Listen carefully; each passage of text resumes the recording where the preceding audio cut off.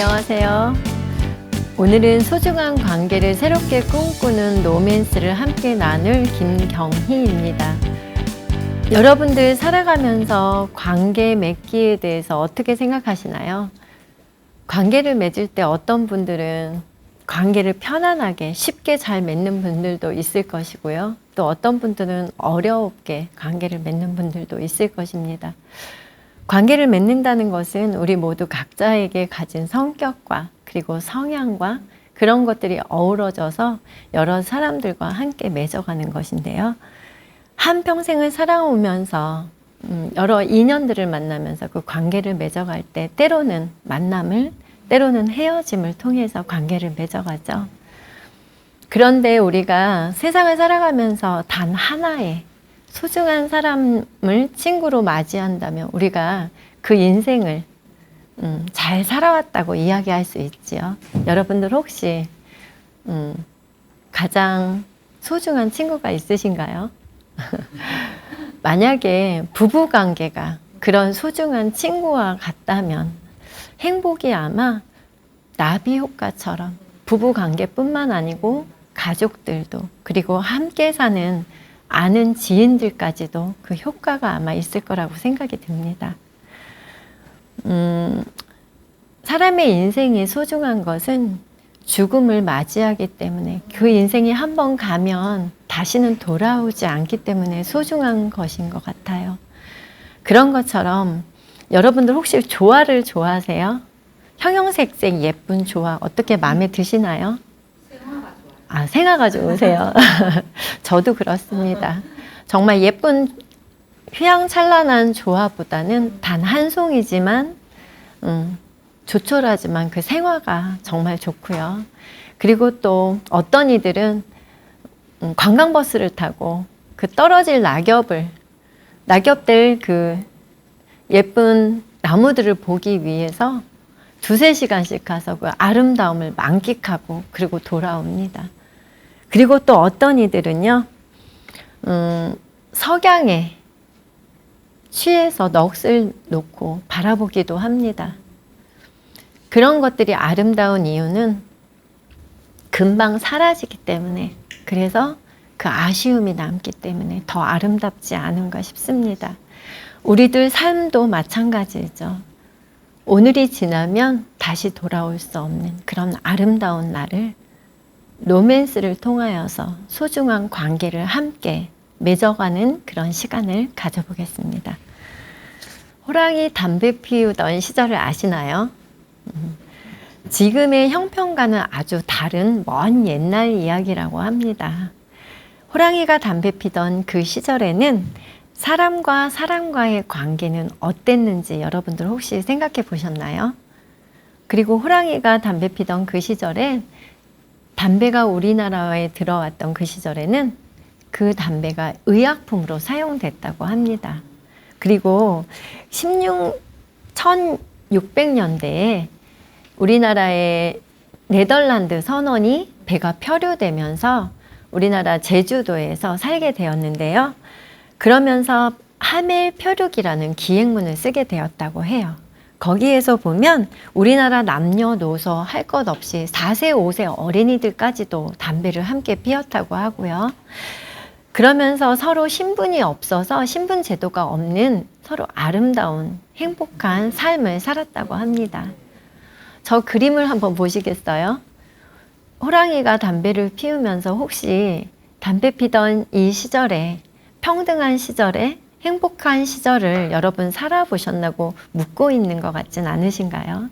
하멜이 우리나라에 들어왔을 때 처음에는 그런 신분이 없었는데요. 점점 신분 제도가 생기고 그러면서 양반 앞에서 그 신분이 낮은 사람들은 담배도 필 수 없는 그런 시절들이 들어왔고요. 그러면서 남성이 여성을 조금은 비하하는 그런 남전요비의 사상도 들어왔다고 합니다. 그래서 하멜이 그 표류기에서 이야기한 것 중에는 어떤 것이 있냐면요. 조선에는 상당히 많은 인구가 있었고요. 그리고 남성들이 여성을 무슨 종처럼 부리는 그런 사회의 풍습, 가정의 풍습이 있었다고 그 기행문에서 말하고 있습니다. 그리고 아이를 여럿 낳은 아내도 내가 싫으면 어떤 이유와 구실을 대서라도 쫓아내고 또 다른 아내를 데리고 들어와서 살았고요. 그리고 첩을 두고 사는 일들도 상당히 많이 있습니다. 그리고 정말 놀랐던 것은요. 아내를 내쫓으면서 그 아내가 낳은 아이들까지도 함께 같이 나가라고 한 그런 것들도 그 책에 기재가 되어 있었습니다. 이것을 보면서 지금 현재 과거에서부터 내려왔던 남존여비의 사상이 현재에는 어떻게 적용되고 있는지 되게 많이 궁금했습니다. 그래서 보니까 유리천장 지수라는 것이 있더라고요. 혹시 유리천장 지수가 뭔지 아실까요? 유리천장 지수라는 것은요, 어떤 것이냐면, 각 분야에서 여성이 각 분야에서 사회생활을 하는데요. 그 분야에서 그 직급이 올라가지 못하게, 그 직위가 더 이상은 올라가지 못하게 하는 그런 지수를 말하는데요. 그런데 그게 우리나라는 OECD 국가 중에서 제일 낮은 지수를 가지고 있고요. 그 다음에가 일본이라고 합니다.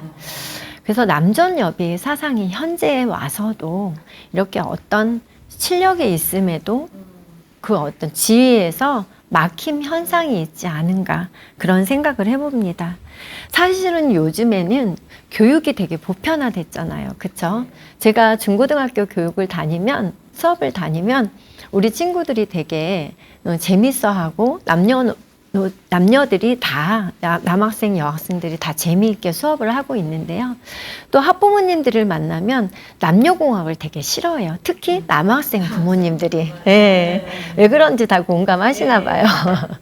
왜냐하면 공부는 잘하는데 수행평가 같은 데에서 여학생들이 훨씬 더 월등하게 잘해서 같이 공부를 잘해도 거기에서 점수를 많이 까먹어서 많이 속상하다는 이야기를 많이 듣곤 합니다.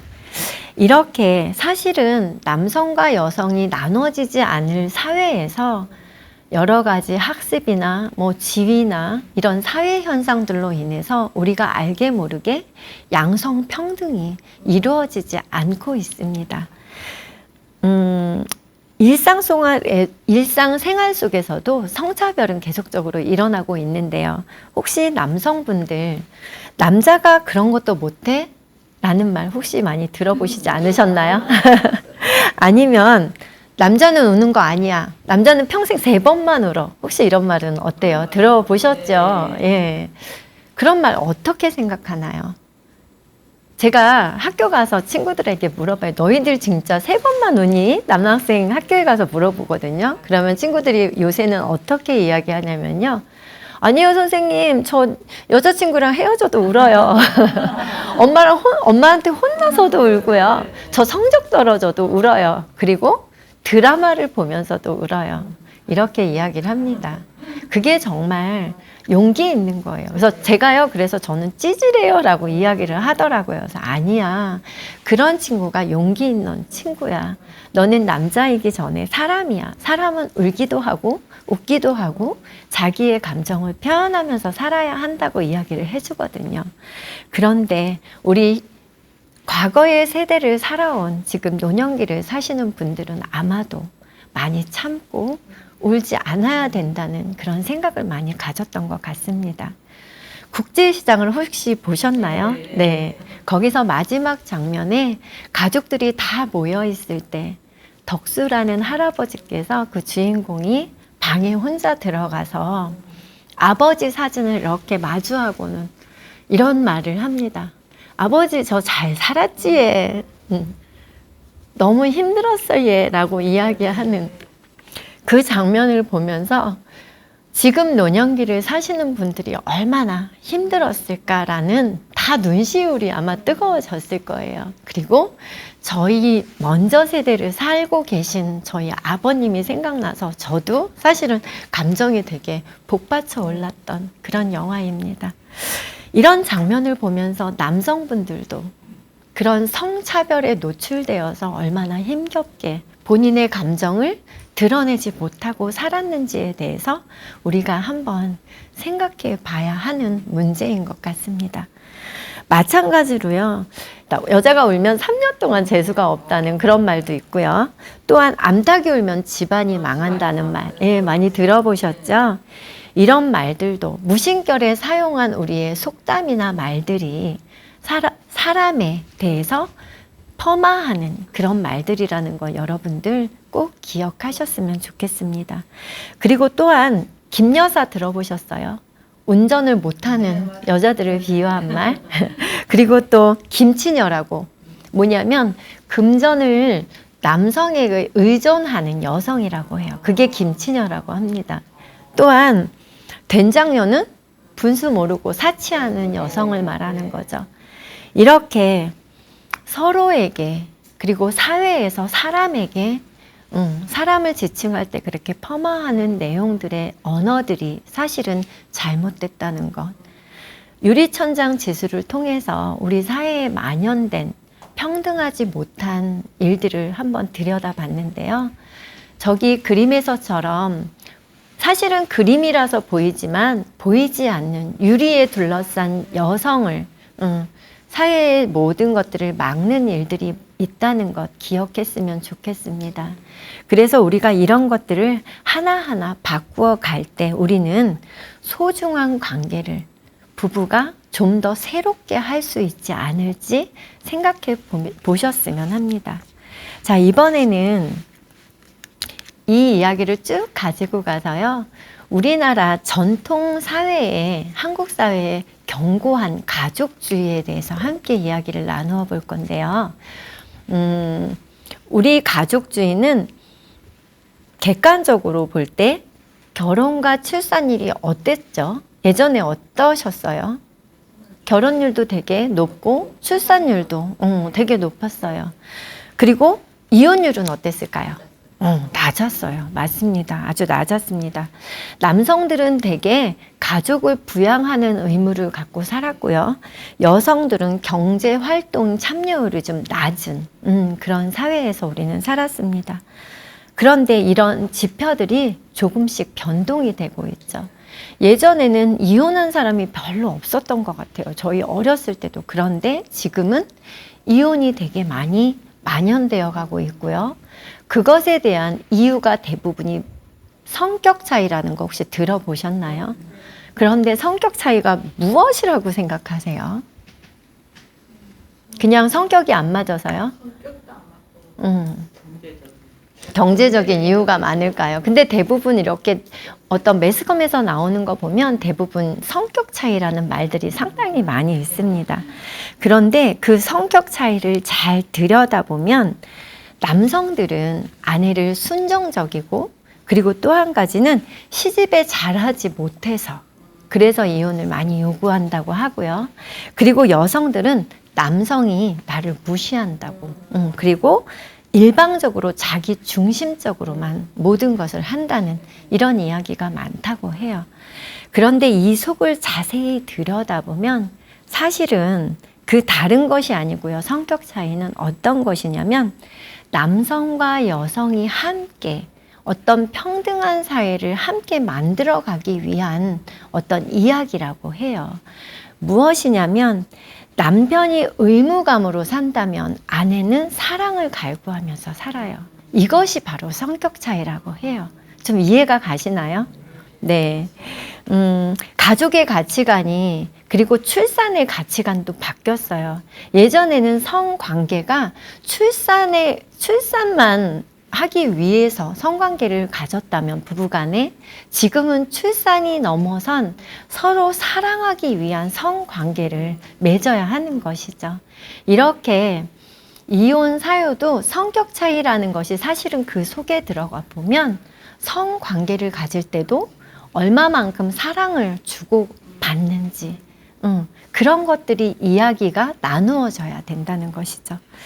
그래서 우리가 원하든 안 원하든 세월은 변해갑니다.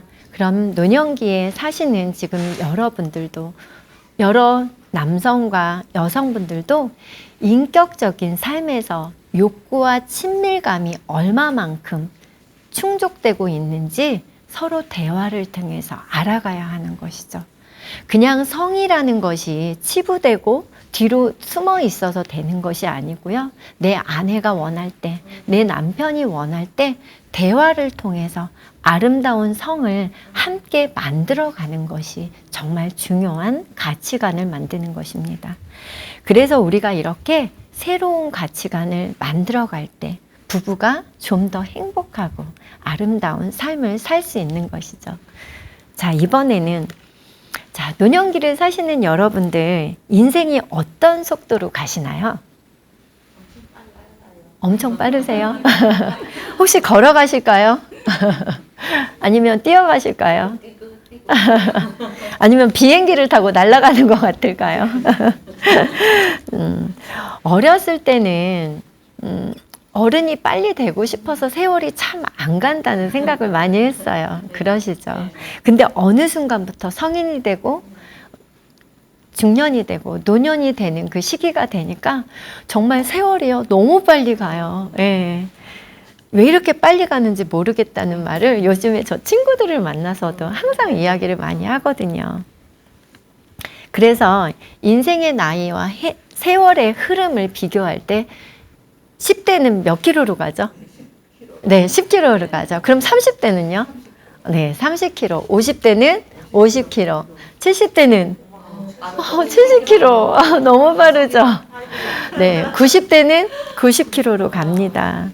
이렇게 세월이 너무 빨라요. 그런데 정말 젊은이 그 시절처럼 소중한 시절은 사실은 없어요. 그렇죠.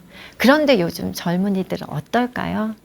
그 시절의 소중함을 잘 모르고 하던 일들도 하기 싫어하고 또 미루기도 하고 나중에 하지라는 이야기를 많이 해요. 또 연세를 드신 노년에 사시는 분들은 어떤 이야기를 많이 하시면요. 나이가 들었는데 이제 안 해도 돼. 이제 나 나이 늙어서 이제 그만해도 돼.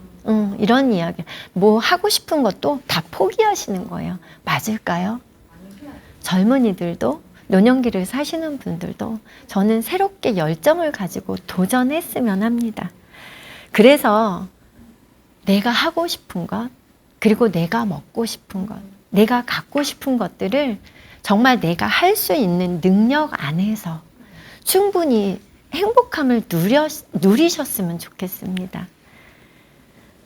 1년의 소중함을 알고 싶다면 누구에게 물어보면 될까요? 기말고사에 낙제한 학생에게 물어보면 알 수 있다고 해요. 1년 동안 정말 노력했는데 기말고사 낙제했다면 너무 속상할 것 같아요. 그러면 한 달의 소중함을 알고 싶다면 누구에게 물어보면 될까요? 미숙아를 낳은 산모에게 물어보면 알 수 있다고 합니다. 또 1시간의 소중함을 알고 싶다면 누구에게 물어볼까요? 결혼식을 앞둔 신부와 신랑에게 물어보면 알 수 있다고 하고요. 또 1분의 소중함을 알고 싶다면 누구에게 물어볼까요? 기차를 놓친 승객에게 물어보면 그 1분의 소중함을, 그렇죠. 네. 그러면 0.01초의 소중함을 알고 싶다면 누구에게 물어보면 정말 뼈저리게 알려줄까요? 올림픽에서 은메달을 딴 사람에게 물어보면 공감하시나요? 네, 너무 공감이 되죠. 이렇게 노년기가 되면 우리 인생의 속도도 80km, 90km로 달려갑니다. 그 소중한 오늘을 여러분들 어떻게 열어가시나요? 혹시 내 나이가 많다고 정말 포기하지 마시고요. 하나하나 새롭게, 제 주위에 영어 공부도 새로 시작하신 분도 있고 너무 재밌어 하세요. 또 한글 공부도. 그래서 밥상 이렇게 차려놓고요. 어디 나갈 때 남편에게 이렇게 편지 써놓고 나가시면서 너무 행복해 하시는 거예요. 그런 소소한 행복을 한번 같이 맛보시는 건 어떨까요? 이렇게 로맨스를 즐기며 살아가는 삶이 정말 아름다운 삶일 거라는 생각을 해봅니다. 소중함에서 시작되는 성숙한 관계를 맺어가는 것. 여러분들 어떻게 하면 그런 성숙한 관계를 맺는다고 생각이 드시나요? 기대지 않고 독립적으로 가는 거. 네, 너무 좋죠. 독립적으로. 하지만 부부는 따로 또 같이 해요. 그쵸? 따로인 것 같지만 늘 함께입니다. 혹시 요즘에 아내와 남편과 손잡고 산책한 적이 있을까요? 산책은 하는데 손은 안 잡아요. 산책은 많이 하죠. 한번 손을 한번 잡아보셨으면 좋겠어요. 그러면 산책의 느낌이 또 달라져요. 그리고 또 한번 허그를 한번 해보면 어떨까요? 그리고 눈을 한번 마주쳐 보면 어떨까요?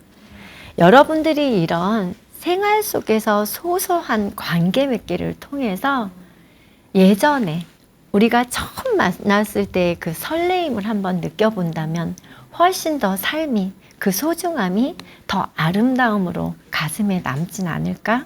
이런 생각을 한번 해봅니다. 여러분들 혹시 고등학교 시절에 가정 시간에 동양자수 같은 거 놔보셨나요? 해보셨어요? 네. 저 볼 때 꼼꼼해 보이세요? 네. 그런데 저는요 엄청 덜렁거려요. 네. 그래서 고등학교 때 그 수행평가로 동양자수를 놓는 걸 저는 제일 싫어했어요. 왜냐하면 선생님이 앞에만 검사하지 않고 뒤에도 검사하시거든요. 앞에는 그런대로 좀 그냥 봐줄만 해요. 근데 뒤에는요, 정말 머리카락이 엉킨 것처럼 정말 엉망인 거예요. 그래서 제가 인생의 끈을 보면서 저의 그 동양자수 놓았던 그 부분이 생각나더라고요. 그런데도 다행히 저희 남편은 정말 꼼꼼하고 자상한 성격의 남편을 만났어요. 그래서 저는 너무 좋고 편안합니다. 근데 남편은 어떨지는 저도 잘 모르겠어요. 예. 이렇게 인생의 끈에서 우리는 사랑의 끈으로 풀어가는 그런 시간을 노년기에 가져야 합니다. 그래서 정말 소중한 아내와 소중한 남편과 관계 맺기를 통해서 정말 아름다운 로맨스를 만들어 가야 하죠. 까칠한 성격이 되지 말기 위한 매끈한 사람이 되면 어떨까요? 남편에게 아내에게 너무 까칠하면 서로에게 상처를 주잖아요. 그래서 매끈한 성격을 소유한 사람이 되기 위해서 노력해 보면 어떨까요? 또한 오기가 있는 사람이 됐으면 좋겠어요. 우리가 인생을 살다 보면 정말 힘들 때도 있고 고난이 올 때도 있잖아요. 그럴 때는 발끈하는 오기가 생겨서 이 세상을 잘 살아갈 수 있는 용기를 서로 북돋아주면 어떨까요? 자, 이번에는 미적지근한 사람이 되지 말고요. 좀 화끈한 사람, 열정적인 사람이 되면 어떨까요? 아내에게도 사랑을 열정적으로 보여주면 아내도 훨씬 더 행복해하지 않을까요? 남편에게도 좀 더 열정적인 사랑을 보여주시면 어떨까요? 이번에는 혹시 남편에게 좀 서운했던 일, 아내에게 서운했던 일이 있으면 한눈을 질끈 감고 용서해 주는 건 어떨까요? 그렇다면 가정이 그리고 부부가 행복해지겠죠. 마지막으로 따뜻한 마음, 따끈을 가지고 그리고 서로를 사랑해 주시는 건 어떨까요? 가장 소중한 사랑의 끈으로 부부가 맺어진 것이에요. 그 끈을 아름답게 만들어가는 것은 부부의 몫입니다. 그렇지만 삶을 살다 보면 제가 동양자수를 놓았을 때 그 뒷모습처럼 사랑도 얽히설키 막 복잡할 때가 있어요. 정말 싫을 때가 있고요. 이혼하고 싶을 때가 있어요. 그럴 때는 그 사랑의 끈을 하나씩 하나씩 풀어보셨으면 좋겠습니다. 그런데 그 엉킨 사랑의 끈이 금방 풀릴까요? 풀리지 않아요. 그렇지만 하나씩 하나씩 풀다 보면 그 풀어가는 마음이 상대방에게도 전해지겠죠. 그러면 함께 풀 수 있는 것입니다. 그렇게 풀다 보면 다 풀지 못하고 혹시 죽음을 맞이하더라도 내가 풀 수 있을 만큼만 서로의 사랑의 끈을 풀어간다면 그것이 행복이지 않을까라는 생각을 해보았습니다. 여러분들 인생의 끈 오늘부터 제대로 묶으셨으면 합니다. 그리고 잘못된 사랑의 끈은 하나하나 함께 풀어가는 건 어떨까요? 노부부의 보통의 하루들 어떠세요? 제가 부모님을 찾아가 뵈면 엊그제도 저희 부모님을 찾아가 뵀는데요.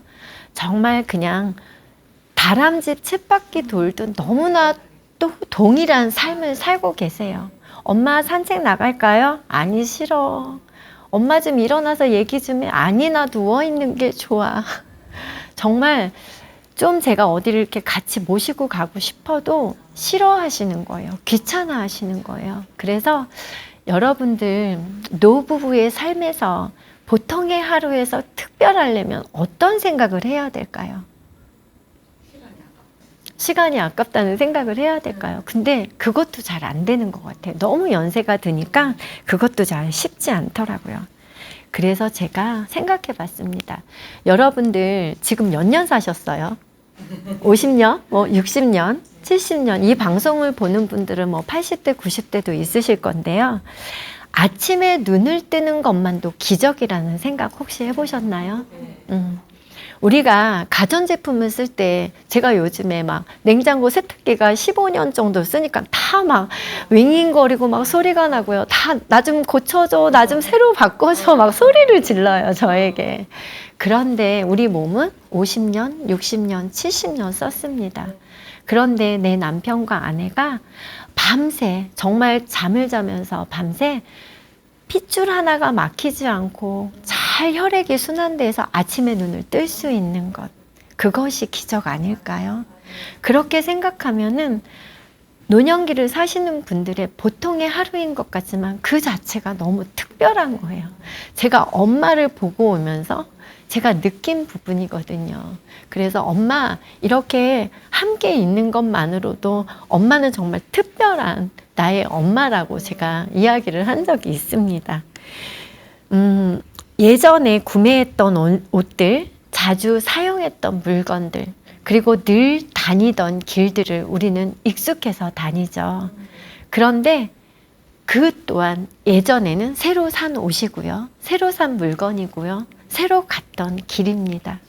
그럼에도 입었던 옷만 입게 되고 쓰던 물건만 또 쓰게 되고 그쵸? 가던 길만 가는 익숙함이 사실은 우리에겐 더 소중함으로 다가옵니다. 독일의 속담에 오래된 사랑은 녹슬지 않는다는 말이 있대요. 무슨 뜻일까요? 익숙함이라는 것이 결국에 녹쓰는 것이 아니고 소중함으로 사람들에게 다가온다는 그런 말입니다. 익숙함에 속아서 소중함을 잃지 말고요. 지금 내 옆에 있는 내 아내와 내 남편이 얼마나 소중한지 한 번 더 생각해 보는 그런 시간을 오늘 꼭 두 분이 마련해 보시는 건 어떨까요? 영화 그대라는 기억, 연숙 씨라는 혹시 다큐멘터리 영화인데 6월 달에 개봉했어요. 혹시 보신 분 있으실까요? 오늘 이 강의가 끝나면 여러분들이 꼭 보셨으면 합니다. 알츠하이머 치매를 앓고 있는 연숙 씨를 13년 동안 돌본 규홍 할아버지가 있어요. 그런데 이 두 분은 너무너무 얼굴이 행복해 보이세요. 그리고 이 아내는 규용 씨밖에 몰라요. 다른 사람이 손을 만지거나 밥을 먹여줘도 절대 손도 만지지 않고 밥도 먹지 않아요. 규용 씨밖에 없어요. 이렇게 13년 동안 아내에게만 맞추어져서 하루 일과를 보냈던 규용 씨에게도 이제 큰 일이 닥쳤습니다. 어떤 일이 닥쳤을까요? 췌장암이 선고됐어요. 그래서 이 규용 씨는 할머니 연숙 씨와 함께 여행을 기획하고 아주 짧은 여행을 다녀왔습니다. 그러면서 아내를 쳐다보며 너무 행복한 모습으로 너무 예쁘다고 말하는 두 분의 모습이 너무 아름다운 영화입니다. 여러분들 꼭 기회가 되시면 뭐 제가 이 영화를 홍보하는 건 아닌데요. 이 영화를 통해서 지금 2030 세대들이 결혼을 안 하려고 하는 비혼주의자들이 이 영화를 통해서 결혼을 해볼까? 이렇게 아름다운 생애를 살 수 있으면 나도 한번 누군가와 살아보고 싶다는 그런 생각을, 그런 멋진 생각을 가지고 있는 그런 영화입니다. 그리고 요번에는 젠더 감수성에 대해서 한번 이야기를 해볼 건데요.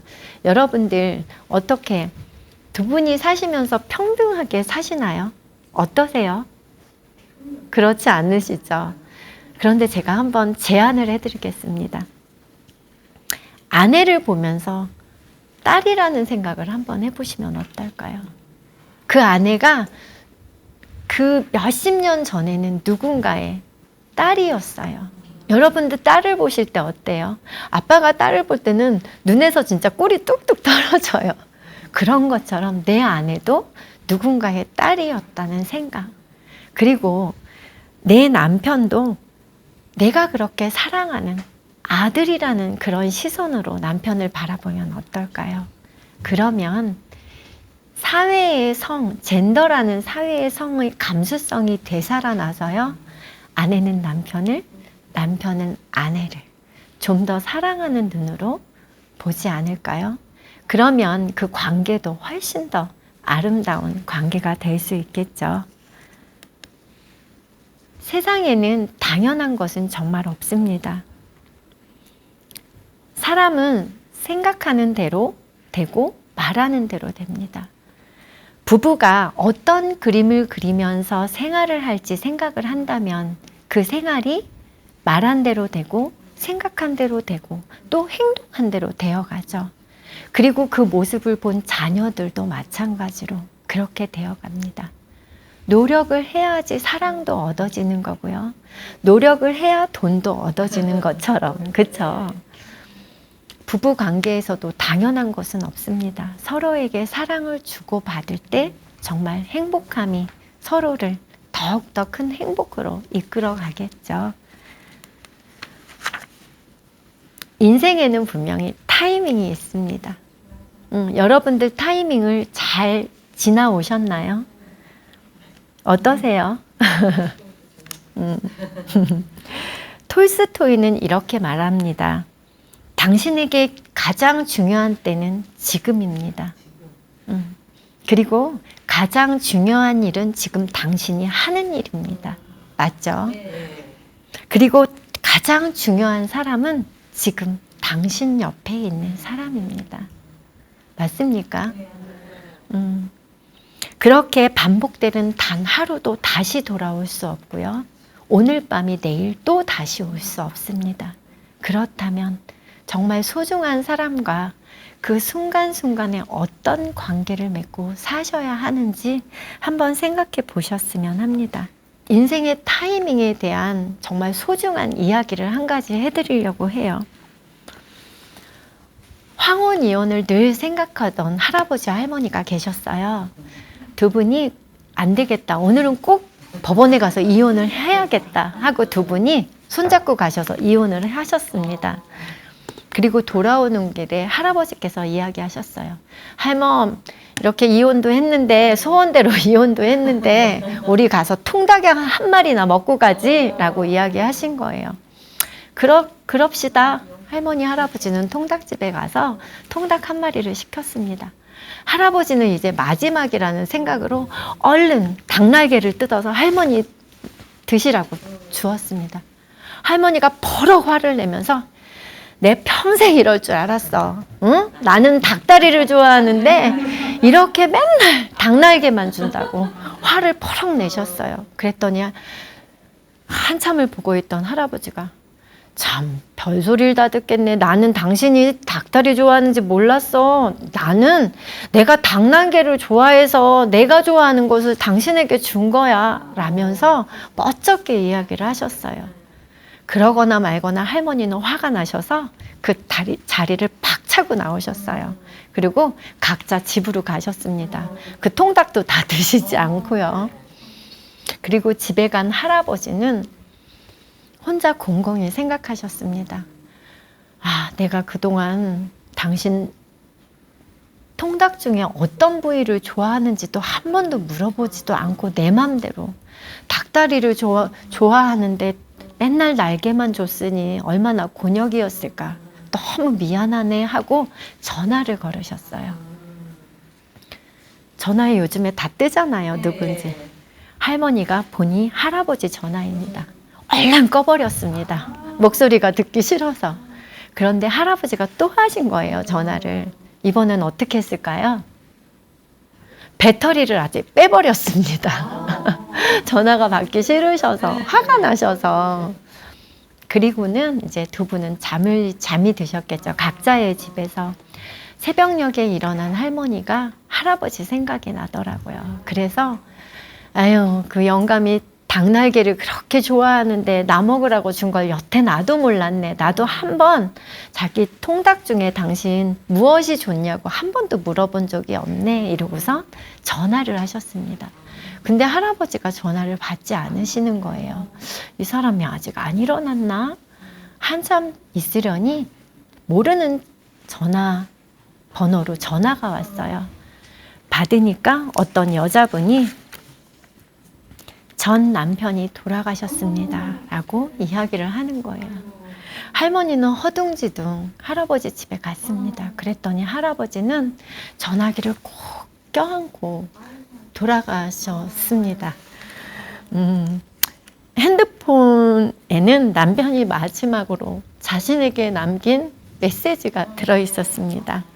여보, 미안해, 그리고 사랑해. 이 할머니의 마음은 어땠을까요? 바로 인생은 타이밍입니다. 여러분들 정말 사랑할 수 있을 때 사랑하셨으면 좋겠습니다. 서로 사랑할 수 있을 때 충분히 사랑하면 후회도 없잖아요. 지금 옆에 혹시 아내가 남편이 계시다면 손 한번 꼭 잡아주시는 건 어떨까요? 우리가 이렇게 인생의 타이밍을 잘 보내려면 여러분들 마음속에 특별한 스위치가 있다는 것을 아셔야 돼요. 어떤 스위치가 있을까요? 행복 스위치가 있습니다. 그런데 이 행복 스위치는요, 남이 켜주는 게 아니고요, 내가 켜야 해요. 내가 아내를 향해서, 자녀들을 향해서, 또 남편을 향해서 내가 켜야 합니다. 여러분들 지금 노년기를 사시는 여러분들이 어떤 행복 스위치를 켤 수 있을까요? 한번 생각해 보셨으면 합니다.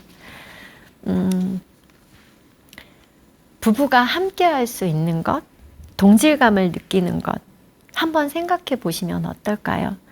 혹시 커플티를 입어보셨나요? 예전에 입어보셨죠? 예전이 아니고 제가 계속 말씀드리는 게 현재가 중요합니다. 한번 커플티를 함께 사서 입어보시면 어떨까요? 서로 부부라는 그런 더 가까운 마음이 생기지 않을까 하는 생각이 들어봅니다. 또 둘만의 호칭을 불러보는 건 어떠세요?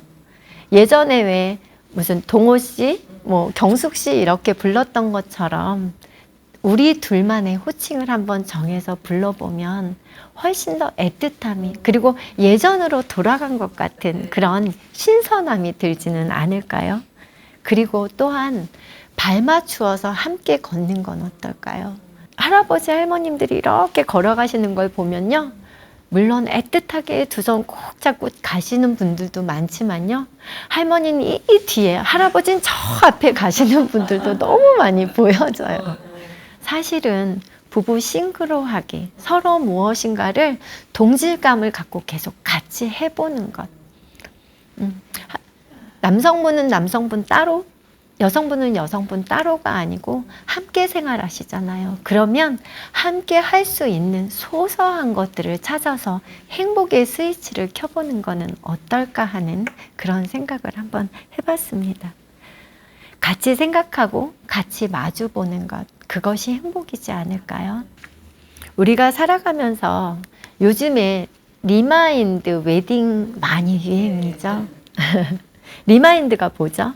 소중한 것을 기억하고 다시 되뇌이고 다시 함께하는 것입니다. 리마인드 로맨스, 오늘부터 시작하는 건 어떨까요?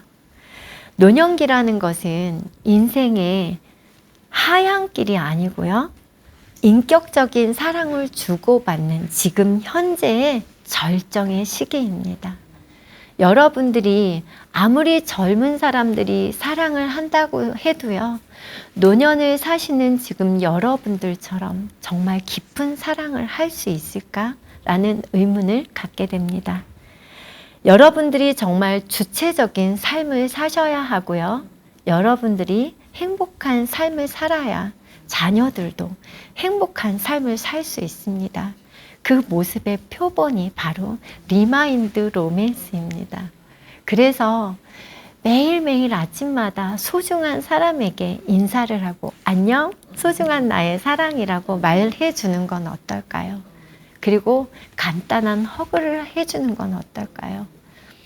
여러분들 삶에서 무엇이 가장 소중한지 이 시간 다시 한번 느껴보는 시간이었으면 합니다. 그리고 새로운 리마인드 로맨스를 선물하는 그런 시간을 가져보았습니다. 어떻게 여러분들 정말 마음속에 행복한 스위치가 켜지셨나요? 그러면 절 다음에 만날 때까지 그 스위치를 꼭 간직하셨으면 좋겠습니다. 네, 감사합니다.